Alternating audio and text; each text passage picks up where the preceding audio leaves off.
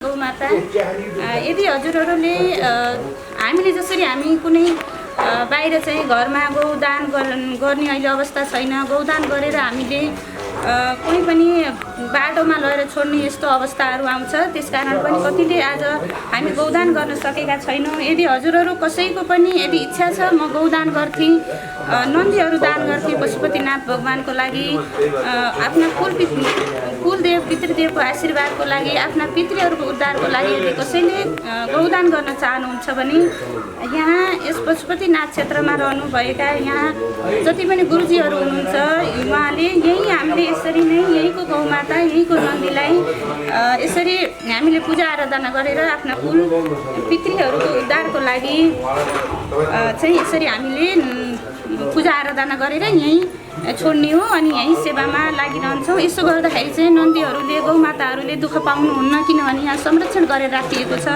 हजुर हामी जस्तै यहाँ कोही पनि यो आफ्नो होइन, हजुर हामी सबै मिलेर गर्ने हो। हाम्रै गौमाताहरू नन्दीहरू हुनुहुन्छ।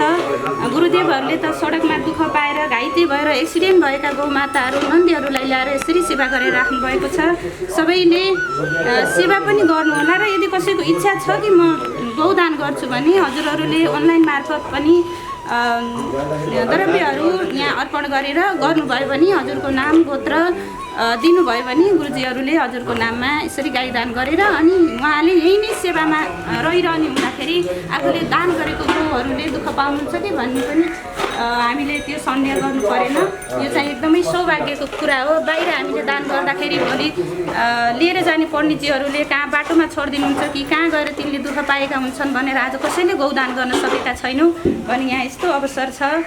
हजुरहरू सबैलाई जय गौमाता। सबै सेवामा लागेर आफ्नो जीवन धन्य बनाउनु होला। मनुष्य जीवन पाएपछि सबैको सेवा गर्नको लागि हामी मनुष्य भएर आएको हो। सबैको सेवा गर्नु हाम्रो कर्तव्य हो। सन्ध्या सेन्चुरीजी वशिष्ठ गोत्र, उहाँ धरान सुनसरीबाट यसरी नन्दीलाई शिवशङ्कर भगवान हजुरलाई चाहिँ शिव पार्वती सहित यहाँ विराजमान हुनुहोला भनेर सन्ध्याजी वशिष्ठ गोत्र हुनुभएकी उहाँले सपरिवारको तर्फदेखि नन्दी दान गर्दै हुनुहुन्छ। हजुर यहाँ आएर बसिदिनु होला र उहाँको घर परिवारमा सुख शान्ति होस्, कुल पितृ देवी देवताहरू सबै प्रसन्न भएर उहाँलाई आशीर्वाद दिनुहोला। उहाँले यसरी हजुरलाई कैलाशपति महादेवलाई, पशुपति महादेव सबै हजुरका अवतार जति पनि छन् उहाँ सबैलाई यसरी उहाँले चाहिँ हजुरलाई नन्दी अर्पण गर्नुभएको छ।